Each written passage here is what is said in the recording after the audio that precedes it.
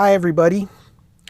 I'm about 15 or 20 minutes into this video already, and you're not going to see it. You're not going to see anything prior to this comment. And the reason being is when I started the video, I was not paying attention to where my Edom switching crap thing was, and I was basically recording darkness because I had the wrong camera selected that wasn't turned on. I'm going to just talk about the elephant in the middle of the room. By the way, this is going to be a solder and chat video, and I just cleaned this board off. We're going to go back and do everything again, what I did prior to this, so you'll get to see it. But the elephant in the middle of the room is, and some of you have commented on it, I've commented on it, and that is the quality of the videos you've been seeing the last few times ever since I got this. Well, I'll show it to you. This thing down, this abomination down here, the Edom Mini Pro. I'm having a love-hate relationship with it right now. I cannot get things to work right. I have a Sony ZV-1 camera, which I've used on previous videos and always got really good results. I have a, right now you're looking at a Panasonic Lumix GH5, really expensive camera, at least to me it was, with an expensive lens.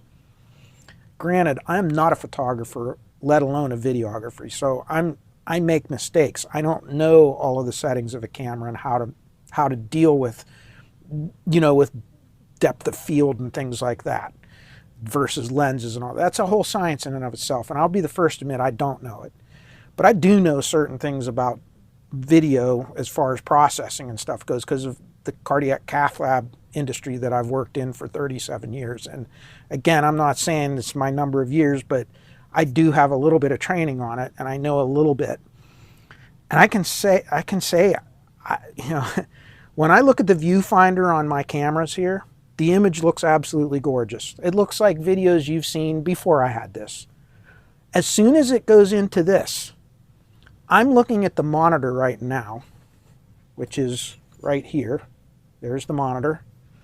Okay, and I'll put it on manual focus for a second so you can kind of see what I see. There it is.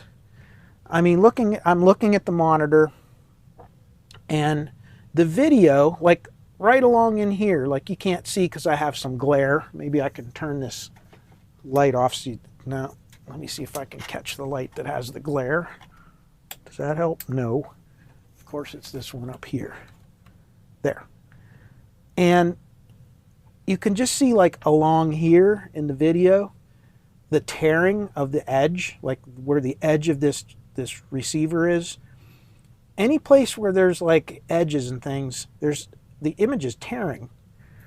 And you get just weird contrast and things. I'm not seeing that on the viewfinder of my camera.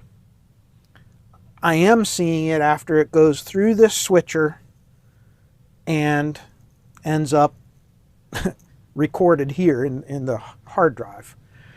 I have tried everything. I've gone on forums. I've asked questions. I've gone in where you plug the USB into the computer and use their application for the PC, and I've manually adjusted the the video frame rate and the resolution to to what they recommend, and then set the same thing manually on the cameras themselves.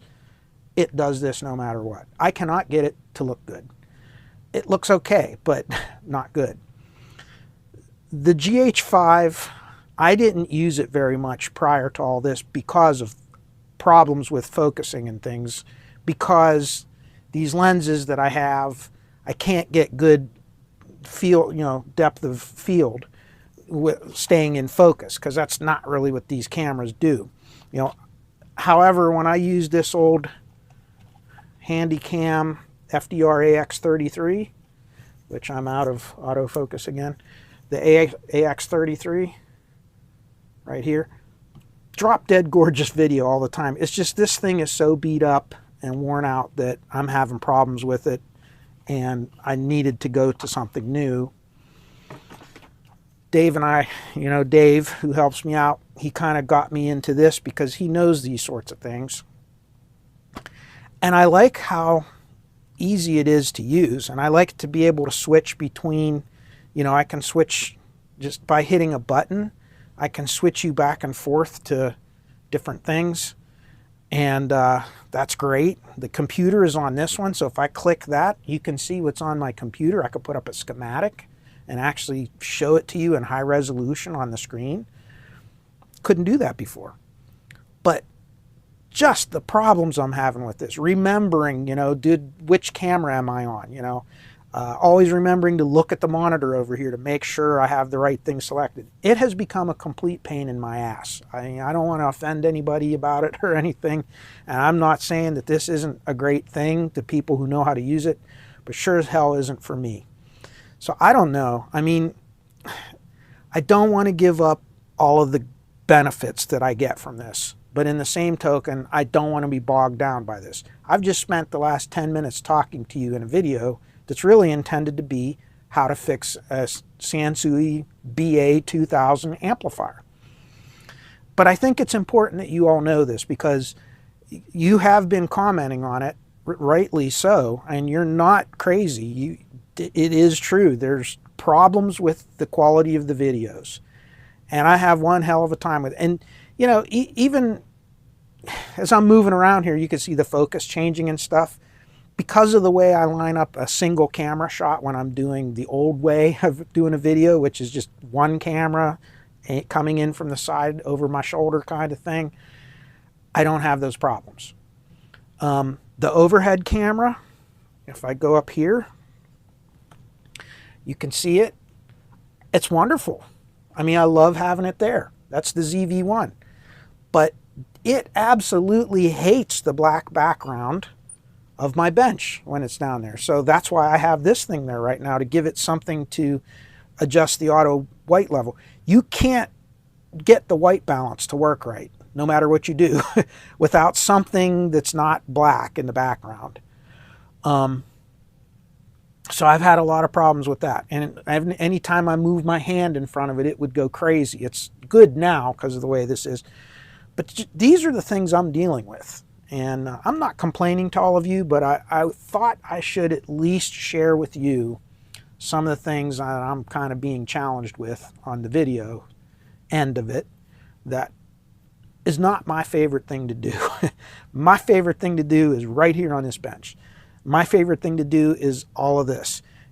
I don't want to be playing with cameras. If I wanted to, I would have, Tony's camera channel, That just ain't my thing. So anyway, forgive me, be patient with me. I am going to try to work through this more, but if I come to a point that I can't get it how I like it, I will go back to the old way, and it is more of a pain to record. It is more of a pain to take the chip, the memory card out of the camera and transfer it. It is more of a pain to stop that one camera and move it from one thing to another 50 times during a video. It takes forever to do that. I'm putting out videos in a quarter of the time it took me before.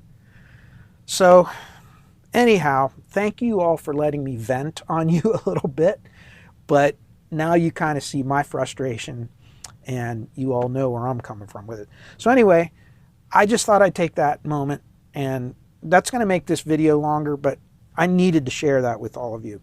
So let's get to this and let's talk about how we're going to work on this amplifier. Okay, back to this. All I've done so far was I tested a few components that haven't been touched yet. Then I took some anhydrous isopropyl alcohol, sprayed this thing off and cleaned it, and then I rinsed it off with some water. I didn't pressure wash. I'd never do that with these kinds of boards. I just rinsed it off with some warm water in the sink to get the alcohol and the dust that it loosened up off of there, and then let it all dry.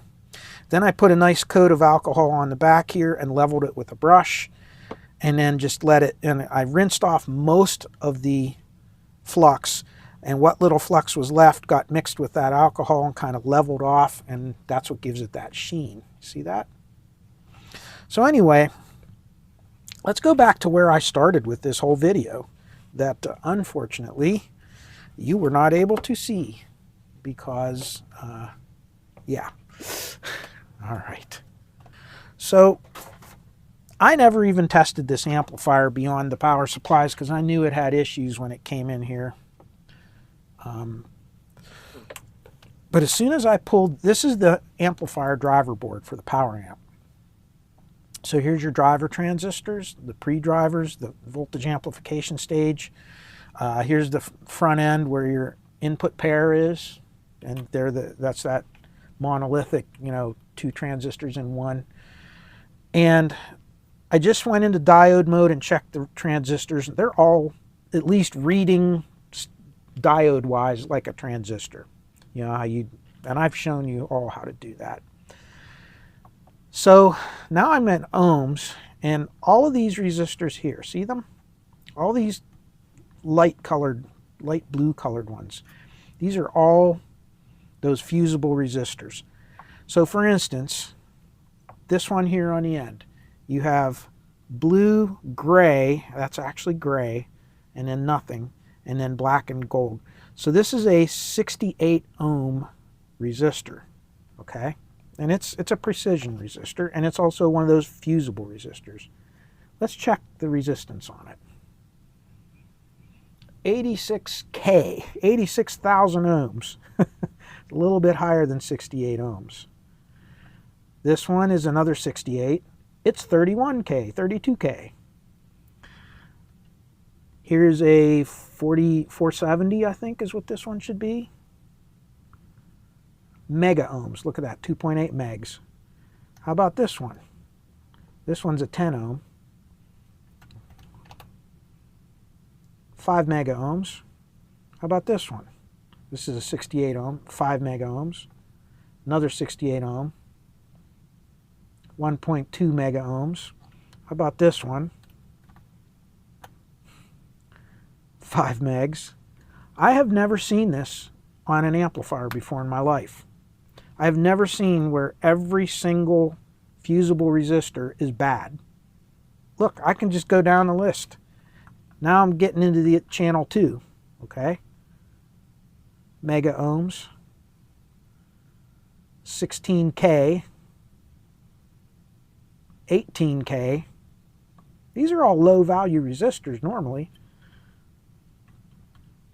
This 10 ohm resistor, shot, another 68 ohm, 7 megs, 68 ohm, 38K.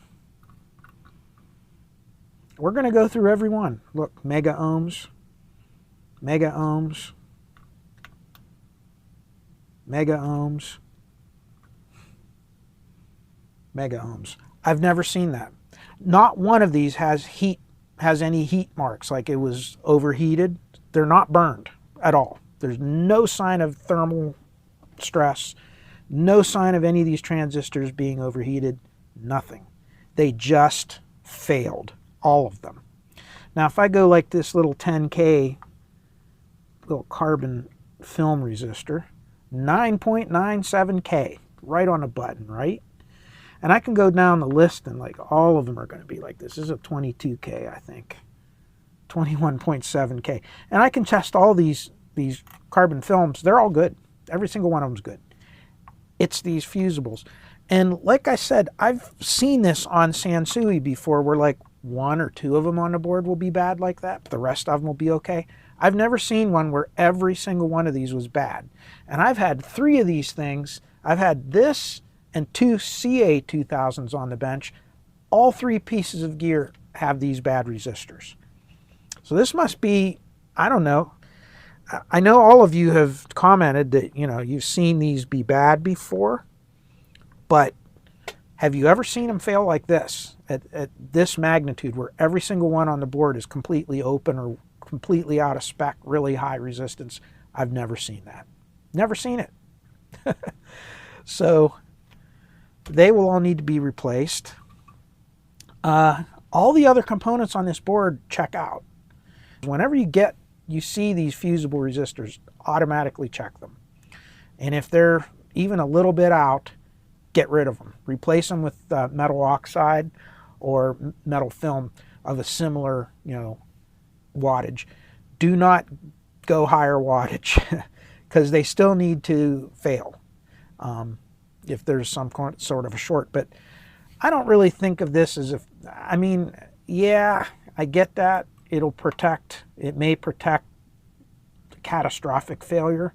But usually if one of these things goes, other than it being a defective design of resistor, if it goes, it's because something already has shorted to begin with. And if something shorts, you know that it's put stress on the other components. You're going to want to probably swap them out as well. Just doing a little bit of thinking out loud to all of you. But all right, so let's at least start out by looking at replacing some of these caps. Like I said, I did spot check the transistors. They all seem to be good. So I'll leave them alone until we can test this. This board's very easy to remove. 2 screws, undo these connectors down here. The thing pulls out of the amplifier like that, and there it is. So if it doesn't work, I'll pop it out and we'll replace the transistors. Okay, don't mind the sound of the desoldering tool that's turned on right now, running in the background, but I just wanted to pause here. I'm in the middle of recapping and, rebuilding this board, and I noticed some interesting things. So there's all these little capacitors here, and they're all 3.3 microfarads, all these dark blue and light blue ones. The light blue ones are 3.3 at 63 volts. One of the dark blue ones is 3.3 at 50 volts. The other one is 3.3 at 63 volts. And then this one is 3.3 at 63, and this one is 3.3 at 50. And they used one type on this side, and they used another type on this side, you can see. So there it is. They pretty much use what they have. So these are different branded capacitors on either side. It doesn't matter because they're the same spec. The other thing I found interesting was they actually made the exception to put a 50 volt capacitor in this position on both sides. And all the rest of them are 63 volts. Why wouldn't they have just used another 63? And you kind of wonder. Looking at the schematic, and again, these things maybe don't matter, but I always think about them because I try to think about why the engineers did what they did, and how much of it was the engineering and how much of it was economy. So if you look right here on TR13 and TR14, and I haven't had my coffee yet this morning, so my throat is kind of scratchy. These are the ones that are 3.3 at 50. And they go right across the emitter collector junction of TR13 and TR14. And those are the only 50 volt ones, and all the rest of the 3.3s are 63 volt because, of course, the power supply coming in. I just thought that was interesting that they did that. So obviously they need they're looking at some sort of curve, remember how different voltage rating capacitors will react differently to frequency. They will have a different frequency characteristic. So maybe they need to be 50. So I'm going to replace these with 50s. Am I over talking and overthinking this? Maybe for some of you, but this is interesting stuff to me. And I figure they did it for a reason. And I don't think there's that huge of a price difference in a 50 volt cap versus a 63 volt one. So they had to have done it for a purpose. That's all I'm saying. I don't know. Okay, I know some of you like to go over components in theory a little bit. And since we're soldering chatting, let's go over them. So looking at the front, let me get a little pointer. Let me pick my pointer up off the floor that I dropped. All right. So this is our input pair right here. Let's just set this on top. So we have our input pair right here and here. And that's going to be this transistor right here. Then we're going to go to these two, these big gray ones here. And that is the 2SA798. And that's going to be these big ones up here. And this is your current source. And you can see they use these two diodes, and this sets up your constant current source. And then you have a current mirror down here consisting of TR, what's this, 3 and 5. So that would be these two right here, right next to the input pair. So that's what this is, the whole input circuit. And then I replaced the orange capacitors, and they do leak after a while. A lot of them do. And this is 10 microfarads at 25 volts. And what I used is a couple of UKLs. And it's the same thing, 10 microfarad, 25 volt electrolytic. These great big 470 microfarad caps are actually non-polarized electrolytics. So had to replace those with that. These transistors here are they're all good. I'm sure they're fine. They're a little bit of a strange, they don't cross over to anything. At least if you try to look them up, there's very little data on them. There's some out there. But these are those ones that are kind of unique to, to Sansui. And they're kind of used all in this part of the amplifier.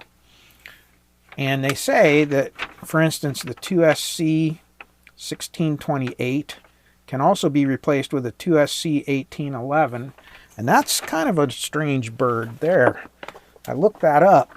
And if you look at the 2SC1811, it's a 240 volt transistor. Now, I don't think these 2SC1628s are that high of a voltage. Nor do they need to be, by the way. They're only good for 100 milliamps, so they're actually a very low current transistor, but they're good for 3/4 of a watt.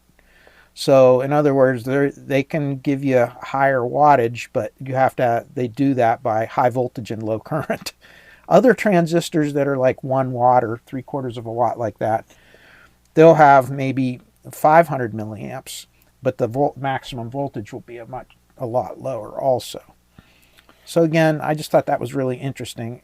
For the constant current source, for what these are being used for, obviously Sansui thought it would be just fine. Again, those ones must have been on the earlier versions of those, and they would be a transistor case that looks like this. And you see these new ones have larger cases with little heatsink tabs on them. So they're probably a better transistor than the original ones. So I'm going to leave them alone. Unless they're noisy or anything like that, these, which is 1, 2, 3, 4, 5 on each side, I'm going to leave them alone. You can see I replaced all of the fusible resistors with the appropriate 1/4 watt metal film. Except these two were supposed to be 1/2 watt. They were listed as 1/2 watt, and they were. And so these are 1/2 watt. They look a lot bigger, but they are only a 1/2 watt resistor. And they are a metal film, and they're precision. So these ones are what kind of provide your current limit and so forth, and for the back end, the front end of the amplifier on both sides. So those are kind of critical. I do have some smaller ones of these, but these tend to run warm, so I don't want to put the tiny ones in there. So I use those ones there. Again, they'll still open up and go bad if there's a serious overload, but this part of the amp rarely does that. Really, most of the problems are going to be over here. And here's our toenail clippings.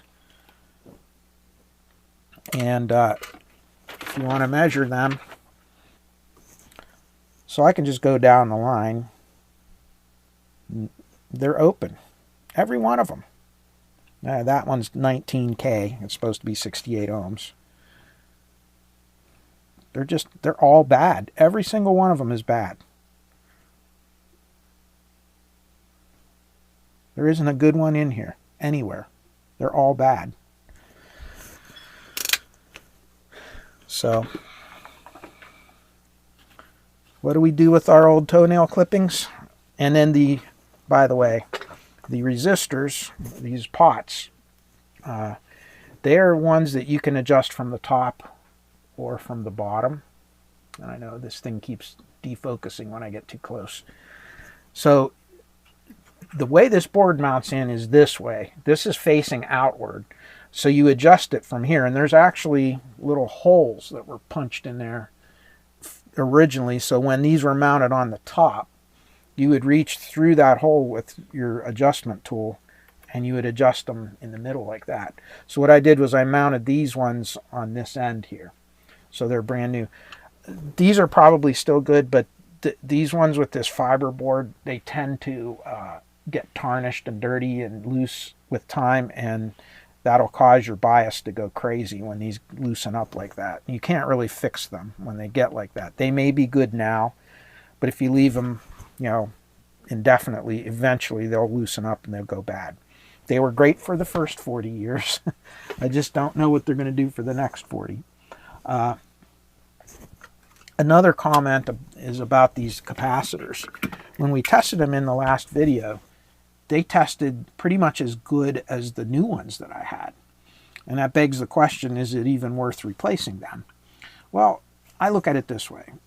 Would you trust this for the next 30 years, or would you trust a brand new one for the next 30 years? What are the probability? Because how many of these in my videos in the past, you've seen them blow open right in between there and leak after so long? It happens to these when they get that old.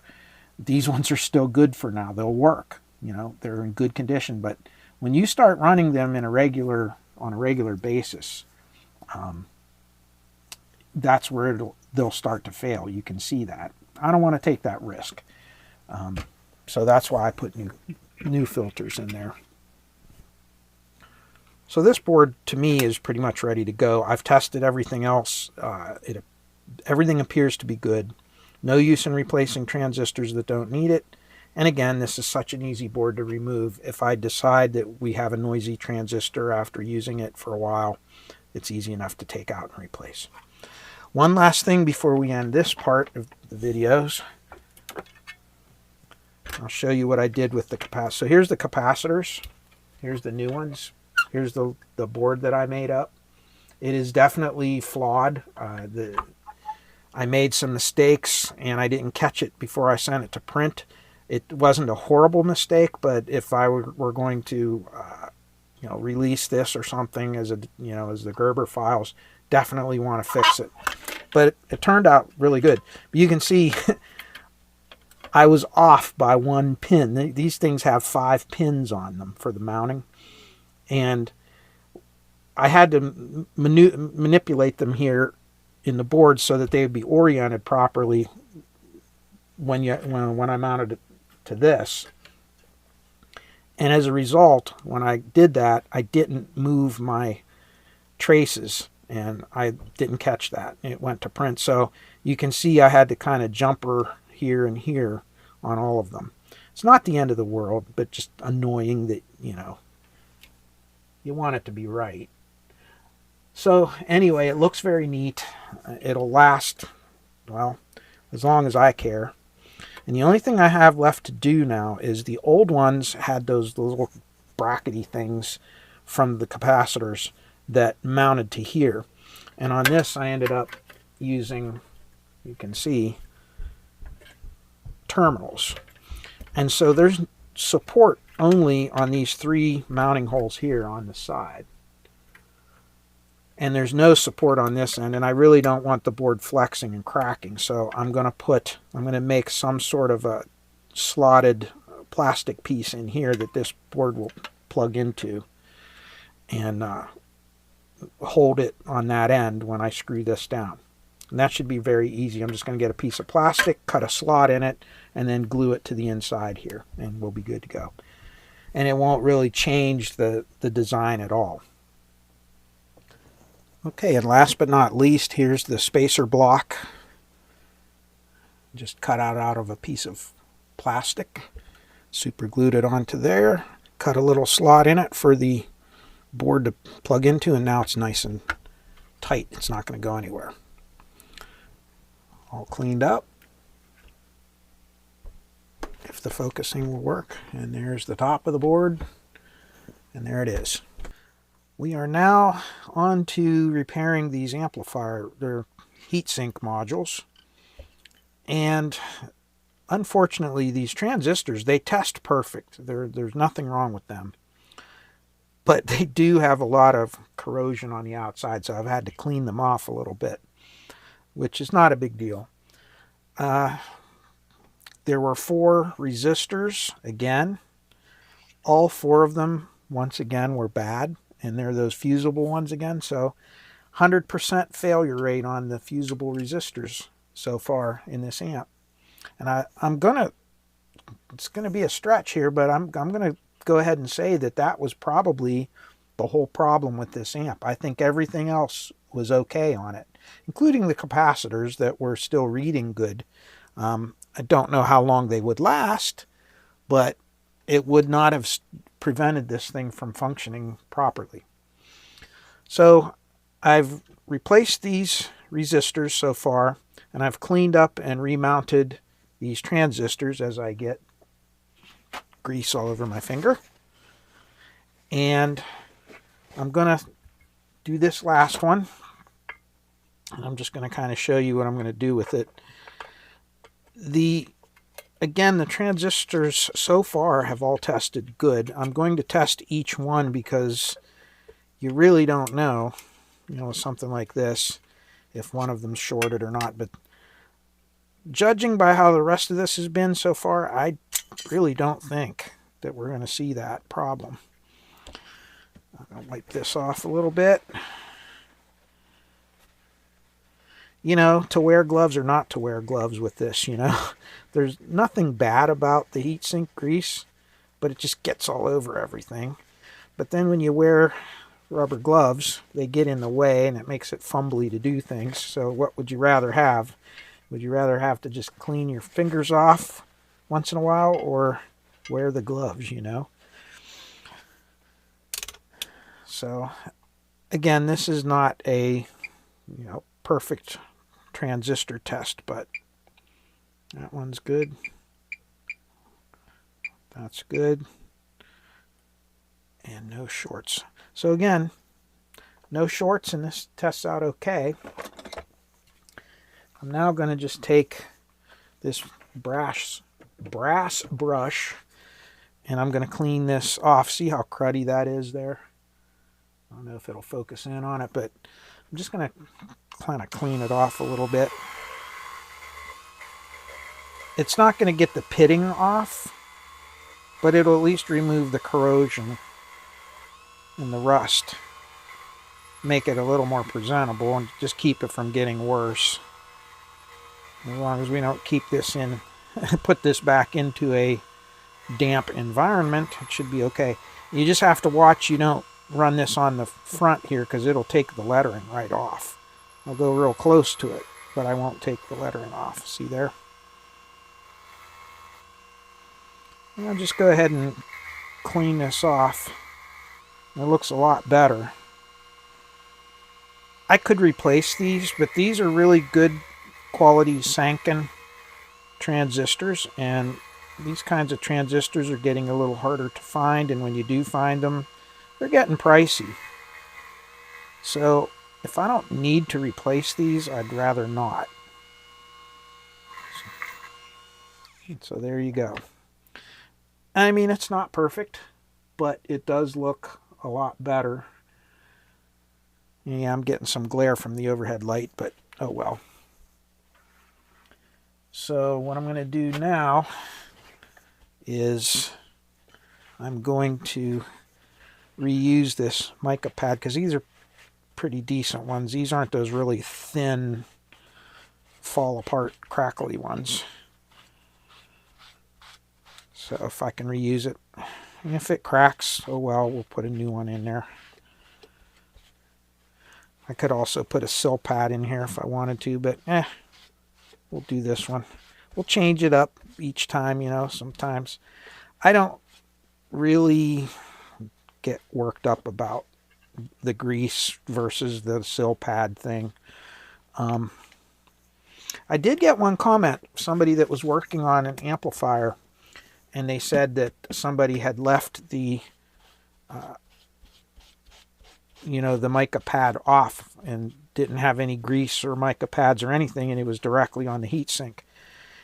I've seen a few different amplifiers where they do that, and that's actually factory. And the only reason they do that is if it's like a quasi-complementary, where it uses all NPN output transistors. A lot of times the heatsink will be, you know, at the same potential as the cases of the transistors. So, you know, in some instances they'll mount them directly to the heatsink without any insulators or anything. So that's possible. You could have that scenario in some ways. Sometimes they'll do, one of them will have an insulator, like the Macintosh, you know, the older Macintoshes. They'll put an insulator on the one transistor that's supposed to be isolated, and then the other transistor will mount directly to the heatsink because it's at ground potential or something, and they don't need the insulators on there. So you'll see that too. That kind of fooled me one time when I was doing if you go back and look at the MC 2100, I was kind of, because that one had been worked on and it was all in pieces and it was missing boards and all kinds of things, so I wasn't sure if that was normal or not. A couple Macintosh peoples out there kind of set me straight on that, which was cool. So yes, you can see that sometimes. So we're going to put a little bit of grease on this. These are very high quality. You see how thick the base plate is compared to some of the cheap new ones. They have that little pad there. That pad there is where the actual die of the transistor is mounted on the opposite side in there. So I'll put a little bit of this on there. You can spread this out, and I do sometimes, but if you don't, the pressure of, you know, screwing it down will actually spread it out pretty well in there. You usually won't get any kind of air bubbles or anything. I don't really worry about such things. So you can see how that already is flowing out there. And then I'll do the same thing here. Put a little bit on. And that's it.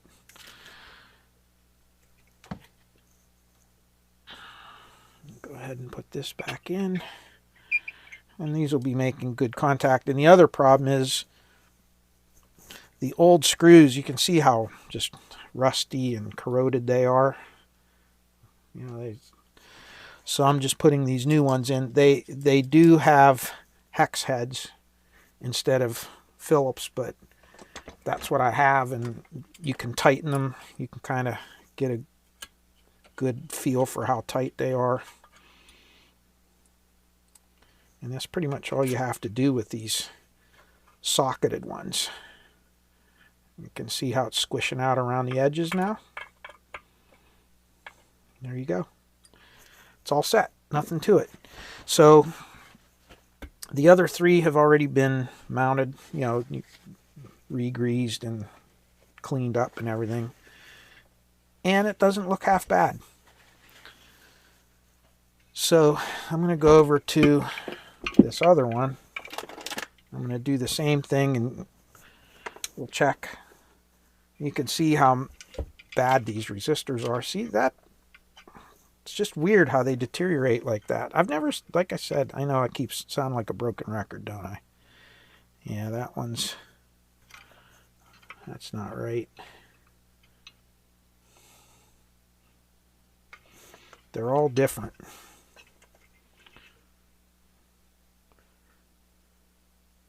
They're 9.6 ohm, or 9.8 ohms. What's this one? and that one's 10 ohms. And strangely enough, that looks to be gray and red, which would be 8.2. So these should be 8.2 ohms, because that's a gold right there for the multiplier. So that would be times 0.1. So this should be 8.2 ohms. That one's a little high, but that's the closest of all of them in this entire amp that I've seen to being correct. So those are 8.2. That's 10.2. This one's gone way up. 23 ohms.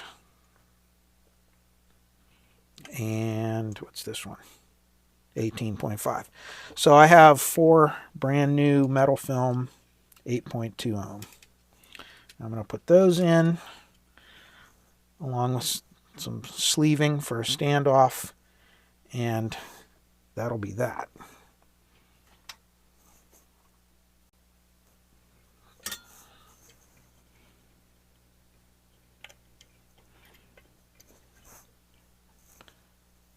All right, I'll just clean this out. That looks pretty good.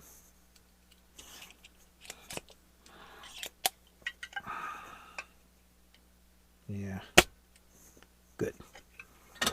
All right, and then I will bend these over.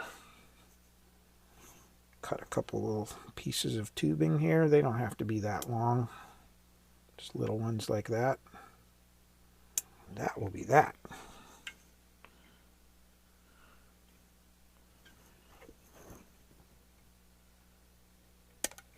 So this has turned out to be quite the project, but I'm enjoying it.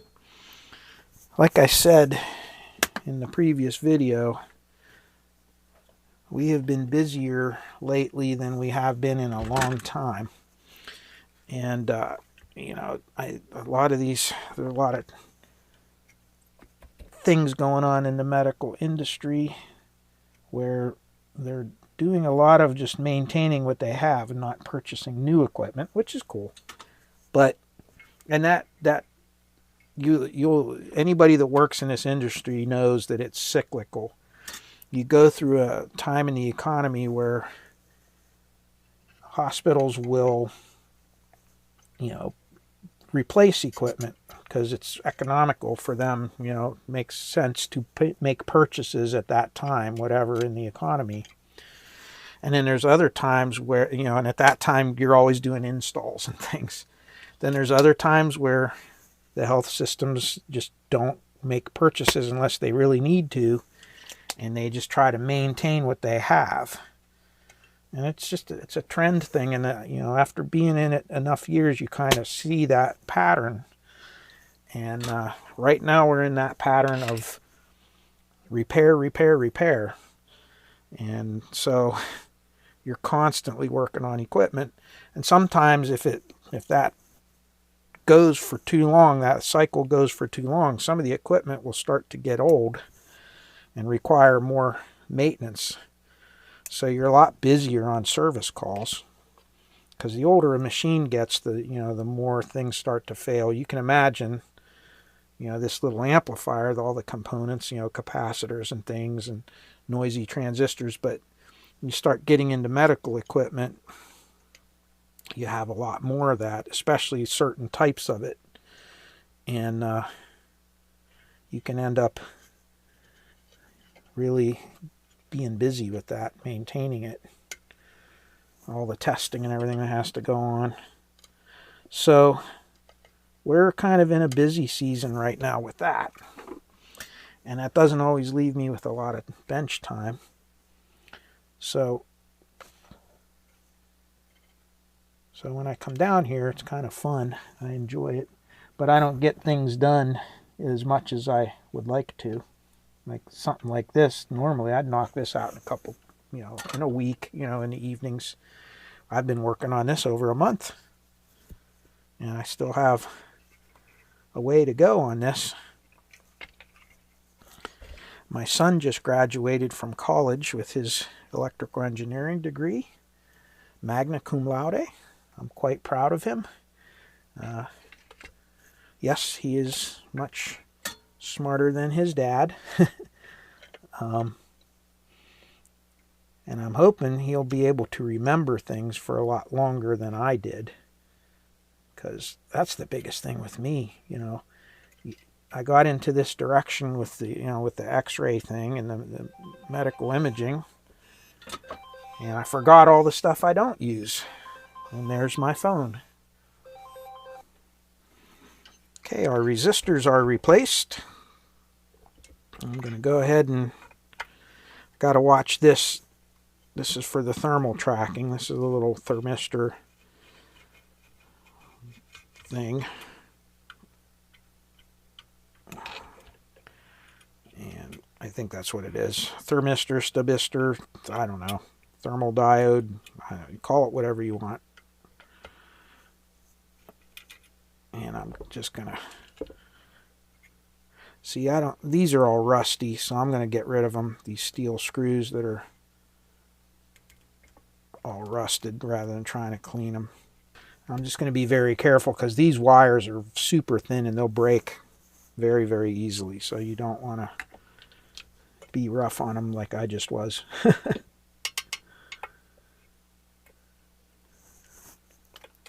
Somebody emailed me about those CMB STB 400s, which are those little tiny surface mount chips that have 4 thermal tracking diodes in them. They're called stabilistors, and or stabistors, however you want to word it or pronounce it.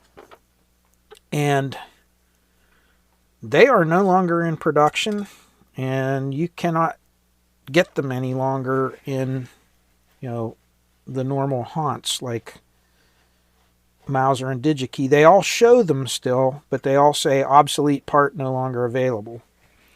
Now, I do believe there are some other companies that make diode array chips like that would probably work. They might have a little different thermal characteristic. I don't know.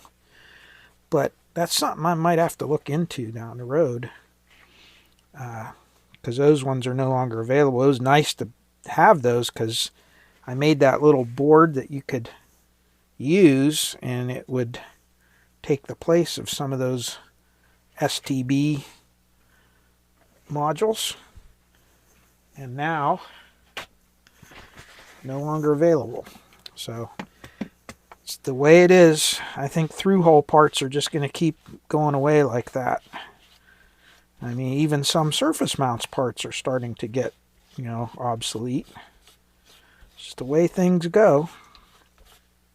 As things become more miniaturized and more, simplified and so forth. And more integrated, really. Discrete circuitry is getting to become a lost art. Everything is, a microcontroller, and then you just have your control element, which is, a MOSFET or whatever. And that's your circuit nowadays, which is a good thing. I mean, I'm not saying that's bad because it really makes things a lot easier. But you just have to remember that those things are going away, and if you're someone like me that likes to work on the vintage things, the parts are going to be a little more challenging to get, and you're going to have to come up with new ways of working with those things, with replacing parts. I mean, we already do that, but just going to have to get a little more inventive, which I think's cool because it's neat to make, like Chris Hoppy did with those transistor things.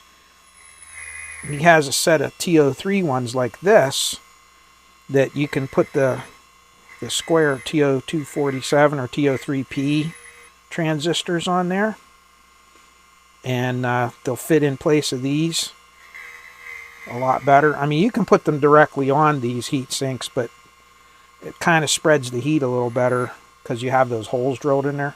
It's a little nicer mounting, so I kind of like it. But anyway, that is that. And again, I can clean this part off, but I don't want to go too much because I don't want the writing to be worn off. You can clean it with some alcohol here, but you really can't do the wire brush thing. Just clean it up a little bit. Looks good. I don't know what this black tarnish is up here. It's probably from that washer that they were using on here. It is. See how tarnished that is? Because that was probably silver plated. So you can maybe clean that off a little bit. But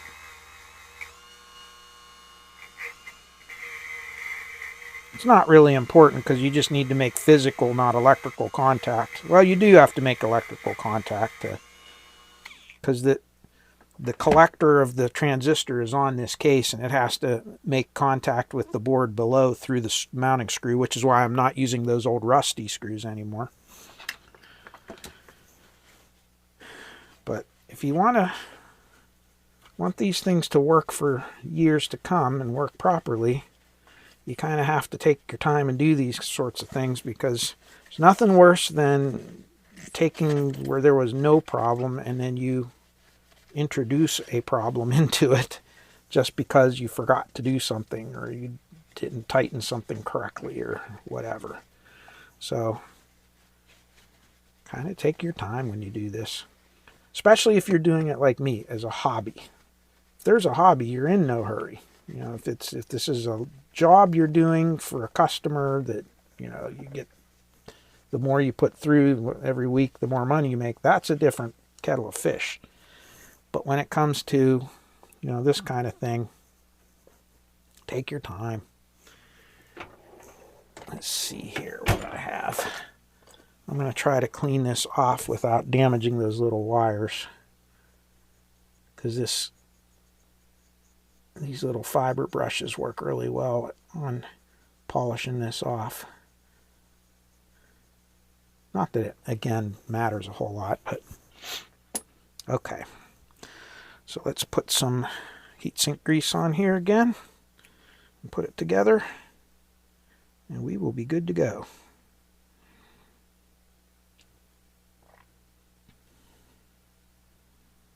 That's it.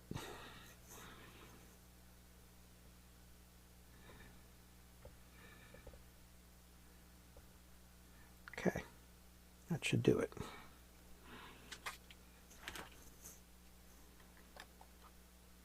Isn't this fun?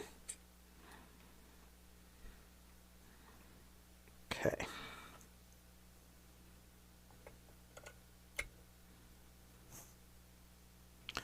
And then I'll probably get a little lock washer, one of those ring washers. Star washers, is that what they call them? Yeah, star washer. Let me get one of those. I'll be right back. Okay. And I will promptly drop it and lose it. Okay, the parts eating floor strikes again. I had to go get another washer. How many videos did I do where I lost something on the floor like that? Any of you that watch my videos and have been watching for any length of time, that'd be an interesting exercise. Try to figure out how many parts I dropped on the floor while making a video. Yeah.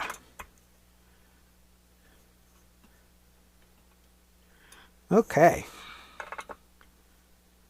And there is the first transistor. So 1 down, 3 to go, and I'll do them off camera and we'll be back.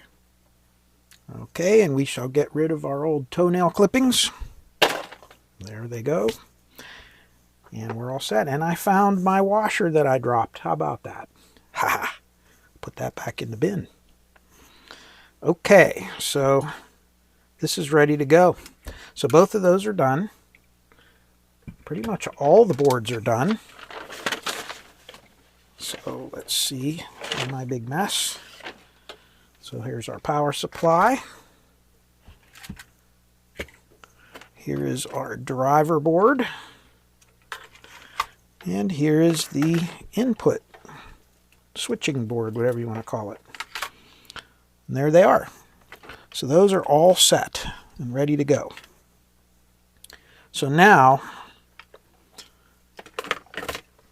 what I'm going to have to do, and I'll have to do this when I get more time because I have a very busy weekend that I will not be working at the bench this weekend.